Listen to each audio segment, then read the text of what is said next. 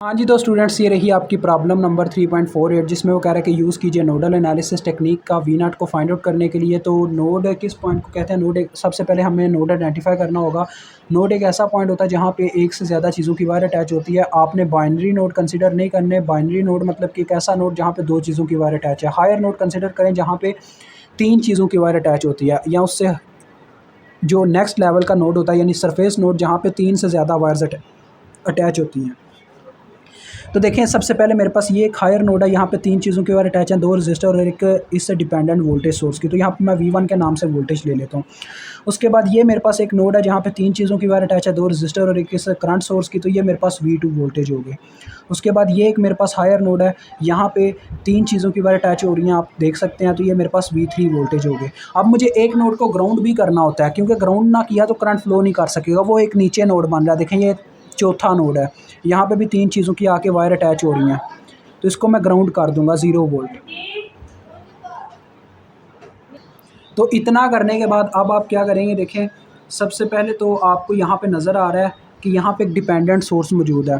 तो सबसे पहले मैं उस डिपेंडेंट सोर्स की जो वैल्यू, जिस वैल्यू पे वो डिपेंड कर रहा है, उस वैल्यू को मालूम करने की कोशिश करूँगा। ये Vx पे डिपेंड कर रहा है, देखें अपनी इक्वेशन के मुताबिक। तो Vx यहाँ पे मेंशन है।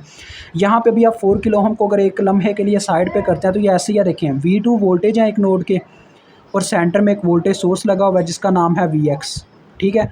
और दूसरा नोड है नीचे ग्राउंड। तो अगर मैं इसी की इक्वेशन लिखना चाहूँ सुपर नोड के कंसेप्ट से, तो क्या आएगी? Vx इज़ इक्वल टू, जिस तरफ पॉजिटिव टर्मिनल है वो वाले वोल्टेज प्लस में, और जिस तरफ नेगेटिव है वो वाले वोल्टेज माइनस में। तो ये एग्जैक्ट V2 के इक्वल आ गए, ठीक है। उसके बाद मैं V0 की भी ऐसे ही इक्वेशन लिखना चाहूँगा ताकि मुझे पता चल सके मैं आउटपुट किस चीज़ से हासिल कर सकता हूँ। तो देखें, ऐसे ही आपने देखना है V3 वोल्टेज के, ठीक है। V3 का एक टर्मिनल है, और सेंटर में आप रजिस्टर को एक साइड पे भी थोड़े लम्हे के लिए करें। V0 ऐसे लगे हुए हैं, और नीचे की तरफ एक ग्राउंड नोड है जो कि 0 वोल्ट का ऐसे। तो इसकी इक्वेशन क्या बनेगी बच्चों? आपके सामने यार साफ जाहिर हो रहा है। V0 is equal to V3 minus 0, यानी कि ये डायरेक्ट V3 के ही इक्वल आ जाएंगे। V0 is equal to V3 minus 0 which is equal to V3, यानी कि मुझे V0 अगर फाइंड आउट करना है तो V3 वोल्टेज फाइंड आउट करने होंगे। अब यहाँ पे जो मेन मुद्दे की बात आती है कि आपको यहाँ पे साफ नज़र आ रहा है कि V1 और V3 के दरमियान में एक वोल्टेज सोर्स लगा हुआ है। इट डज़ नॉट मैटर वो डिपेंडेंट है या इंडिपेंडेंट है। तो जब कभी ऐसा हो दो नोड्स के दरमियान जो दोनों नोड्स वेरिएबल आपने लिए हों, V1 और V3 जैसे है, यानी कि ग्राउंड नोड ना हो, तो लिहाजा आपको वहाँ पे सुपर नोड की टेक्निक लगानी पड़ती है। यहाँ पे आपको सुपर नोड की बाउंड्री आप ड्रा करनी पड़ेगी। अगर ऐसा होता कि इस वायर में कोई रजिस्टर भी लगा होता तो फिर हमें ये काम नहीं करना पड़ता, लेकिन अगर सिर्फ एक वोल्टेज सोर्स ही लगा हुआ है दो नोड्स के सेंटर में, तो लिहाजा फिर आपको वहाँ पे सुपर नोड लगाना पड़ता है। ये आपके सामने मैंने बाउंड्री ड्रा कर दी है। ये ड्रा करना ज़रूरी होता है क्वेश्चन में, ये आपका हिस्सा है। इसे मेरा रफ अमल मत समझिएगा, ये वाली जो बाउंड्री अभी ड्रा हुई है।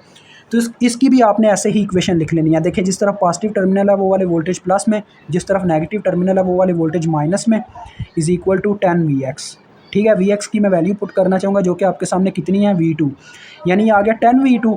तो बच्चों देखो, 10 V2 को जब इस साइड पे लाऊंगा मेरे पास हो चुका होगा minus 10 V2 minus V3 is equal to 0। ये आपकी आ गई इक्वेशन नंबर 1। देख लें मैंने क्या किया, Vx की जगह ये V2 पुट किया क्योंकि ये मैं ऑलरेडी निकाल चुका हुआ था। तो ये काम हो गया। अभी आपकी इक्वेशन नंबर 1 आ गया। दूसरी इक्वेशन आप हासिल करोगे KCL अप्लाई करके अपनी सुपर नोड पे। Apply KCL at super node. तो ज़रा मेरी बात गौर से सुन लीजिएगा। सुपर नोड हमारा ये है, आपने इसकी एक वायर को छोड़ के बाकी सब वायर्स पे KCL लगाना। वो कौन सी वायर है? ये जो आपकी वोल्टेज वाली वायर थी, ठीक है, वोल्टेज सोर्स वाली, क्योंकि उसका निचोड़ आपने आगे लिख के रख लिया है। बाकी फिर यही वायर्स रह जाती हैं। एक ये वाली जो इस नोड के घेरे में आ रही हैं, 1 2, और इस नोड के घेरे में 3 4, ठीक है, टोटल 4 वायर्स हैं। तो चलो अब लिखते हैं इनकी फिर करंट्स। तो KCL होता क्या था? Sum of entering current is equal to sum of leaving current. मैं एंट्रिंग करंट हमेशा बच्चों इस साइड पे लिखता हूँ, राइट हैंड साइड पे, लिविंग करंट्स को इधर। जिस वायर की आपको करंट का नहीं पता होता, आपने पता क्या करना होता है? आपने अपने नोड में से करंट लीव करवा के उसी नोड के वोल्टेज आगे माइनस लिखना होता है। जैसे अभी मैं करूँगा, देखें, मैं इसकी करंट्स लिखने लगा हूँ। V1, मुझे इस वायर का करंट का नहीं ना पता, मैं क्या करूँगा? यहाँ से करंट लीव करवाऊंगा। लिविंग करंट इस साइड पे लिखनी है, लेफ्ट हैंड साइड पे, तो लिखूंगा V1 माइनस, क्योंकि करंट लीव करवाया। आगे जाके ये V2 में एंटर हुआ तो आ गया V1 माइनस V2, और जितनी रेजिस्टेंस रास्ते में वो आगे बटे में, जो कि 6K है। आगे नेक्स्ट प्लस।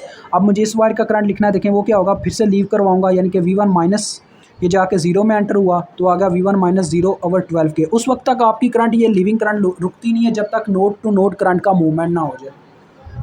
तो आगे अब V3 की बारी आती है। देखें यहाँ पे एक एंटरिंग करंट है इस वायर का, तो ये एंटरिंग करंट है, इसको इस साइड पे लिख देंगे 12 मिली। उसके बाद ये एक आपकी लास्ट वायर बचती है, इसमें क्या सीन है देखें, इसमें भी एक लिविंग करंट ही बनाना पड़ेगा हमें, तो हम कर देंगे V3 माइनस, अब ये करंट जाके 0 में एंटर करेगा, आ गया V3 माइनस 0 और जितनी रेजिस्टेंस रास्ते में आई। अब इसका एलसीएम देखें, इसका बटा ख़त्म करने के लिए इसका एलसीएम बनता है मेरे ख्याल में 24, क्योंकि 24 एक ऐसा नंबर है जो हर एक नंबर से मल्टीप्लाई होकर इसको बटे में ख़त्म कर सकता है। यानी कि हर एक ये जो जितने 3 नंबर हैं इन तीनों के पहाड़े में 24 आता है। तो 24 के से मैं इसको ज़रब दे रहा हूँ इस इक्वेशन को। देखें यहाँ पे जब 24 के ज़रब खाएगा के से कैंसिल, 6 एक बार 6, 4 बार 24, 4 ऊपर ज़रब खा जाएगा, 4V1 माइनस 4V2 आ जाएगा। यहाँ पे जब 24 के ज़रब खाएगा किलो से कैंसिल, 12 एक बार 12, 2 बार 24 यानी 2 ऊपर ज़रब खा जाएगा। यहाँ पे जब 24 ज़रब खाएगा किलो से कैंसिल, 8 एक बार 8, 3 बार 24 यानी 3 ऊपर ज़रब खा जाएगा।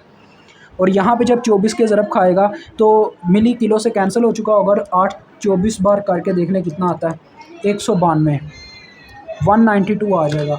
इस इक्वेशन को ज़रा सही कर लें, यानी कि V1 का कंपोनेंट इकट्ठा कर लें, 6V1 minus 4V2 plus 3V3 is equal to 192। ये आपकी इक्वेशन नंबर 2 आ गई।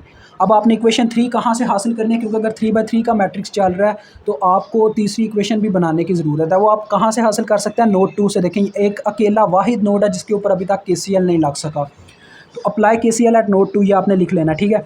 इसके घेरे में देखें 3 वायर से पहले मैं इस वायर की करंट लिखना चाहूँगा, तो क्या आएगी, V2 माइनस V1/6K। क्योंकि मुझे इस वायर का करंट का नहीं पता तो मैं वही टेक्निक इस्तेमाल कर रहा हूँ, V2 माइनस V1/6K, यानी कि लिविंग करंट वाली टेक्निक। उसके बाद इस वायर की करंट, इसका भी नहीं पता, वही टेक्निक V2 माइनस 0/4K, यानी कि करंट को लीव करवाओ, जिस नोड में से लीव करवाते हो उसके वोल्टेज लिखो, आगे माइनस उसी वक्त छापो, और जहाँ पे ये एंटर करती है उसके आगे वोल्टेज लिख दो। उसके बाद ये देखो, ये एक लिविंग करंट है, नोड से बाहर जा रही है 12 मिली, तो मुझे यहाँ पे लिखना होगा प्लस 12 मिली। लेकिन मैं क्या करूँगा, नेक्स्ट स्टेप में उसको बाहर उस दूसरी साइड पे लेके जाने वाला हूँ, तो मैं क्या करता हूँ, यहाँ पे प्लस 12 मिली की बजाय दूसरी जानिब उसको ट्रांसफ़र करके डायरेक्ट ही माइनस 12 मिली लिख लेता हूँ, ठीक है बच्चों। आप देखें इसका एलसीएम आ रहा है मेरे पास है 12, तो इसको मैं 12K से ज़रब दूंगा। देखो यहाँ पे जब 12K ज़रब हुआ, किलो से कैंसिल, 6 एक बार 6, 2 बार 12, 2 ऊपर ज़रब खा जाएगा, 2V2 माइनस 2V1 आ गया। यहाँ पे जब 12K ज़रब हुआ, 4 एक बार 4, 3 बार 12, 3 ऊपर ज़रब खा जाएगा। यहाँ पे जब 12K ज़रब हुआ, किलो मिली कैंसिल, और 12 12 बार होता है 144। तो अब यहाँ पे आप पहले V1 का कंपोनेंट लेके आए माइनस 2V1, फिर V2 का इकट्ठा करें जो कि है माइनस 5V2। अब इस इक्वेशन में देखें V3 का कंपोनेंट नहीं है, आप यहाँ पे मेंशन आउट बस कर दें 0V3, यानी कि इसमें V3 0 है, इज़ इक्वल टू माइनस 144। ये आपकी इक्वेशन नंबर 3 आ गई। अब आपने इसको मैट्रिक्स फॉर्म में लिखना और सॉल्व कर लेना। ये कैसे सॉल्व करते हैं आपने जाके देख लेना हमारी वीडियो नंबर एग्जाम्पल 3.1 में से, कैलकुलेटर पे ये आपको सॉल्व हुई मिल जाएगी। सब इक्वेशन के बच्चों पहले कंपोनेंट्स जो है ना, वेरिएबल्स हैं, उनके साथ जो इनकी कॉन्स्टेंट्स हैं वो लिख लें। 1 है, फिर -10 है, फिर -1 है, फिर इसके लिखेंगे 6, -4, 3, फिर थर्ड इक्वेशन -2, 5 एंड 0। अब इनके वेरिएबल्स आप लिख लेंगे V1, V2, V3, फिर इज़ इक्वल टू वाले नंबर्स। फर्स्ट में था 0, सेकंड में था 192, थर्ड में था -144। अब मैं इसको सॉल्व करके आपको वैल्यूज़ दिखाता हूँ जैसे आपको कैलकुलेटर देता है। तो ये देखें कैलकुलेटर आपको इस तरह से वैल्यूज़ देता है। ये फर्स्ट V1 की वैल्यू है, सेकंड V2 की और थर्ड V3 की, ठीक है, -225.3। अब हमें किसकी चाहिए थी, अपने V0 के लिए। देखें V0 वोल्टेज हमारे पास जो थे वो बराबर थे V3 के, यानी कि V3 की वैल्यू हमें मिल चुकी है। इसका मतलब आपने एक स्टेप यहाँ पे जो करना है वो मैं यहाँ पे स्किप कर रहा हूँ, आपको बता देता हूँ। आपने पहले मेंशन करना है V1 कितनी वैल्यू है, V2 कितनी है, V3 कितनी है, ठीक है। ये करने के बाद नेक्स्ट स्टेप जो है आपका वो मैं करने लगा हूँ। V0 इज़ इक्वल टू, जैसा कि हमने इक्वेशन पहले देख ली थी कि V3 के इक्वल आती है, और V3 की वैल्यू आपने जो लिखी होगी ऊपर वही आपने नीचे पेस्ट करनी है, जो कि आती है -225.3, -225.3 वोल्ट। तो लें जी, आपका क्वेश्चन सॉल्व होता है। मुझे उम्मीद है आपको समझ आ गई होगी। अभी मुझे इजाज़त दें, खुदा हाफिज़।